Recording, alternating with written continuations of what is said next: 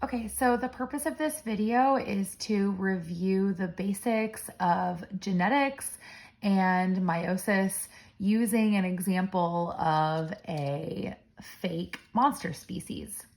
So for starters, notice that I have listed some of this guy's traits up here.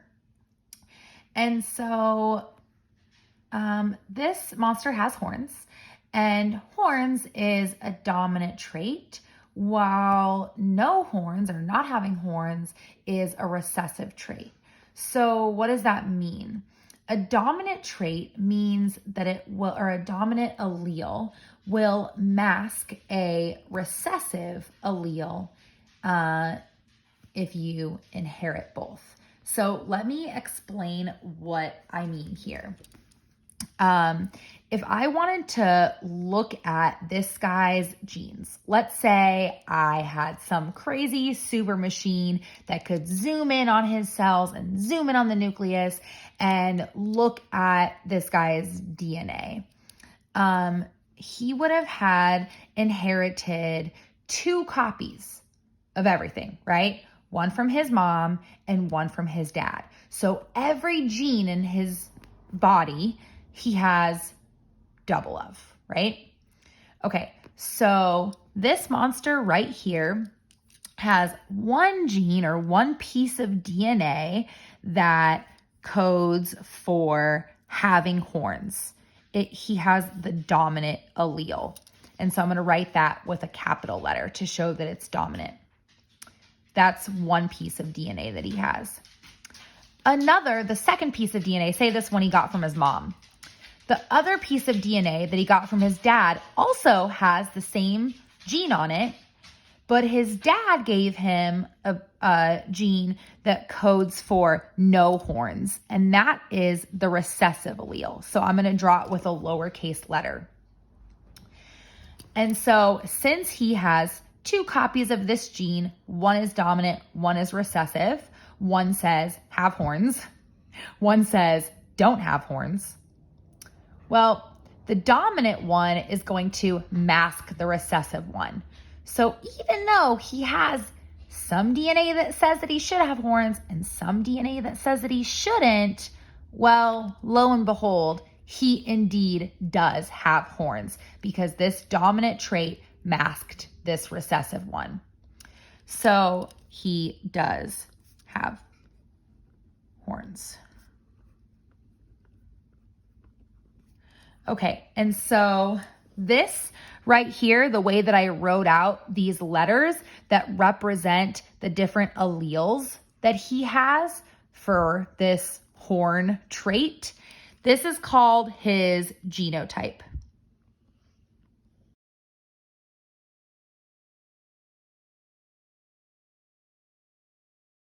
And so a genotype is the genes that you actually have. The genotype is if we could somehow use a test to look at your DNA and see what alleles you have for a gene, that is your genotype.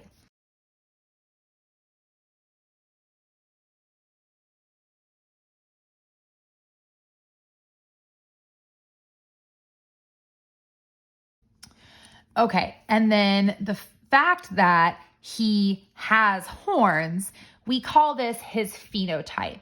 And so the phenotype is just your physical appearance.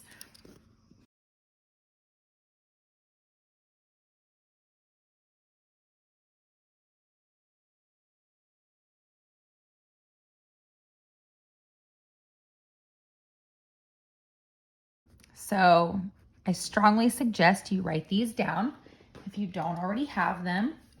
And I also suggest you write yourself some examples.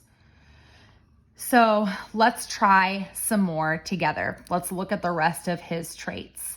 So I see here that black eyes is a dominant trait and red eyes is a recessive trait. Well, what does he show? He shows that he has red eyes. So that's his phenotype. His phenotype for the eye color gene is red. What's his genotype? Well, let's see. So I'm just going to kind of make a table here.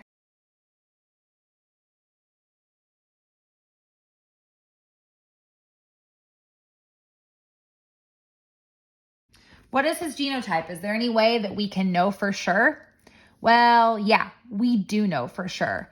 Since red eyes is recessive and he has red eyes, the only genotype that's possible for him to have, he must have 2 copies of the recessive red eye gene, right? So I'm going to draw an E for eye color, and I'm making it lowercase because it's recessive, and he has 2 of them. So this represents the DNA he got from his mom. His mom gave him a recessive allele. This is the DNA from his dad. His dad also gave him a recessive allele. How do I know that? Well, if he had, let's say he had 1 dominant allele that coded for black eyes and 1 recessive allele that coded for red eyes, what phenotype would he have? How would he look? He would have black eyes because the black eyes is dominant. It would cover up the red eye allele, right? So since he doesn't have that dominant trait, those black eyes, we know he can't have a dominant allele. He must have 2 recessive alleles. Okay, let's go through the rest real quick. For the teeth trait, you can have pointy teeth as dominant, flat teeth is recessive. He does have pointy teeth.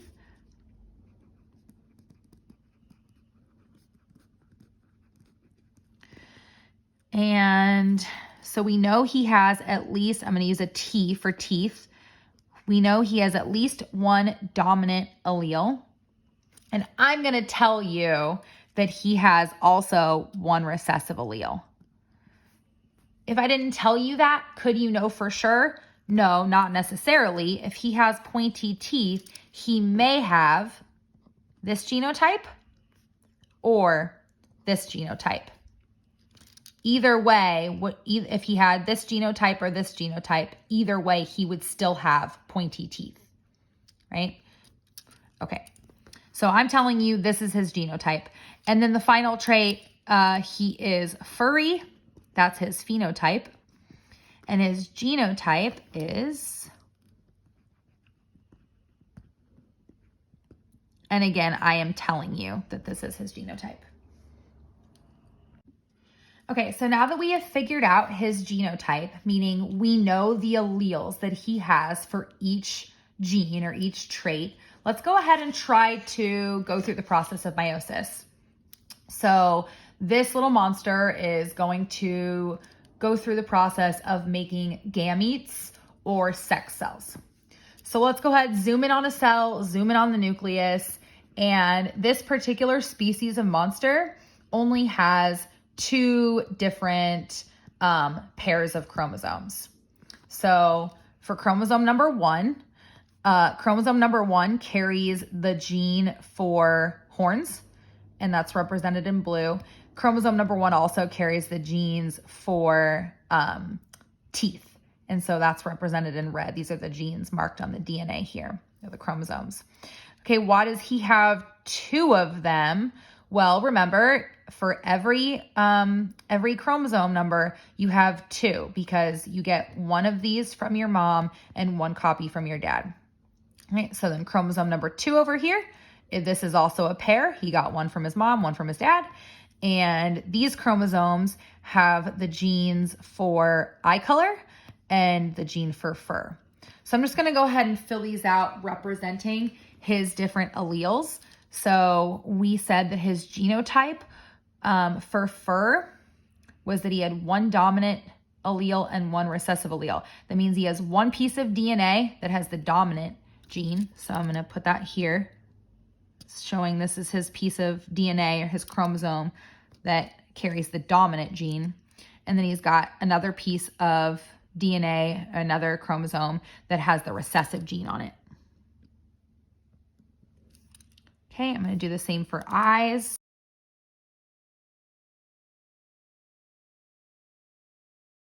Okay, so this is what his chromosomes look like, and we have shown the genes on these chromosomes. So first step of meiosis is that all of this DNA is going to make copies of itself. So we're going to duplicate it. So now instead of having one chromosome number 1 that has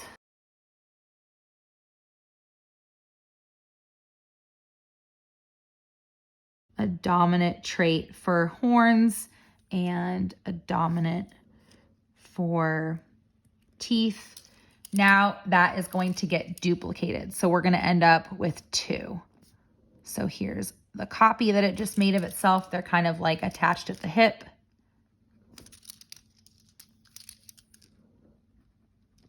Okay. And I'm going to go through and make copies of all 4 of these chromosomes. Okay, so I have now completed the first part of meiosis, and that is that all of this DNA has been copied. So like this chromosome right here, I just drew right here, only now it's duplicated. So I've made an exact copy. This chromosome had a dominant allele for horns and a dominant allele for teeth, and now I've duplicated all of that. So did it for all of them. Next step in meiosis, and a very important step, is crossing over. And when crossing over happens, these homologous pairs of chromosomes line up and swap some information. Homologous pairs, what does that mean? Well, this is a homologous pair. This is a homologous pair. They're the same, right? I mean, these two both have the gene for horns on them, right? But they're different. Like they can have different codes. So one codes for horns, one codes for no horns, that kind of thing, right? So even though they can have different codes, they're still matching pairs of chromosomes, right? The one you got from mom and the one you got from dad. Okay, so that's called a homologous pair. So during crossing over, homologous pairs will line up and swap some information. Why is that important that I clarify that? You're never going to have like this chromosome and this chromosome line up and swap DNA. That's not how it works. They have to be the matching pairs of chromosomes. Okay, so here's what happens in crossing over. You're gonna have just this part. Imagine these coming together, and just these 2 bottom legs here that overlap are going to swap places. So we're just gonna focus on right here. That's the only chunk of DNA that's gonna trade places during crossing over. All the rest of these chromosomes are gonna stay the same. Okay, so crossing over occurs, and now look closely. This chromosome used to have 2 identical dominant alleles for teeth. Now, this chromosome has swapped. So it lost its dominant allele and it swapped for this recessive allele from over here. So now instead of having a chromosome that has 2 identical dominant alleles and a separate chromosome that has 2 identical recessive alleles for teeth, I've got 2 chromosomes that have 1 of each. And why does this matter? Well, it leads to different combinations in the end when we make gametes. And so you'll see that happen. So let's do chromosome number 2 together. I've drawn out the chromosome identical to over here, but we have to show that crossing over has occurred. So again, just these 2 little legs are going to flip spots. So I used to have a dominant allele for fur here, but it's going to swap and go over here. And I used to have a recessive allele for fur over here. That's going to swap and go over here. Okay, so we've now made new combinations of chromosomes due to crossing over. What happens next? Now the cell is going to split in 2. And so this was 1 cell before. It's going to split in half into 2 new cells. So we can just kind of imagine if we split the cell apart right here, cut it in half and pull these into 2 new cells. Something important to note, notice that out of these new cells that we made, each one has one copy of chromosome number 1 and one copy of chromosome number 2. I didn't like make one cell that had only these chromosomes and one cell that had only chromosome number 1. Okay, so I just made a new drawing here of my 2 new cells. We split this one, 2 new ones. The only thing I did was just recopy it down since the page was full before.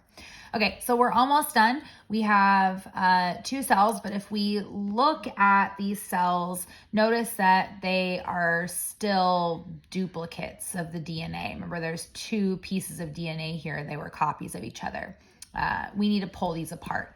And so this cell right here will split into 2 new cells, and this cell right here will split into 2 new cells. When the cells split, we're going to cut it right down the middle.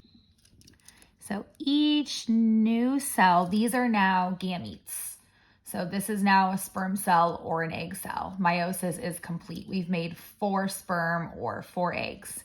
So each gamete, each sex cell here is going to have 1 copy of every gene.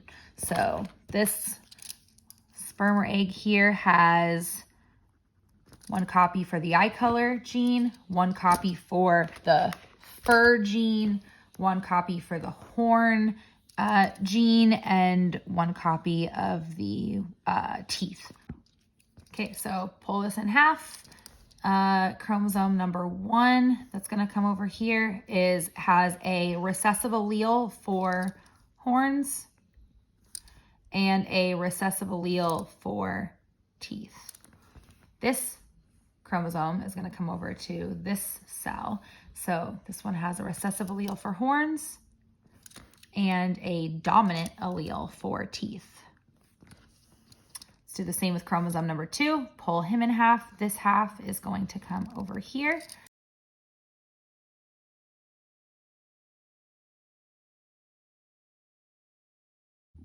And I did the same thing for this over here.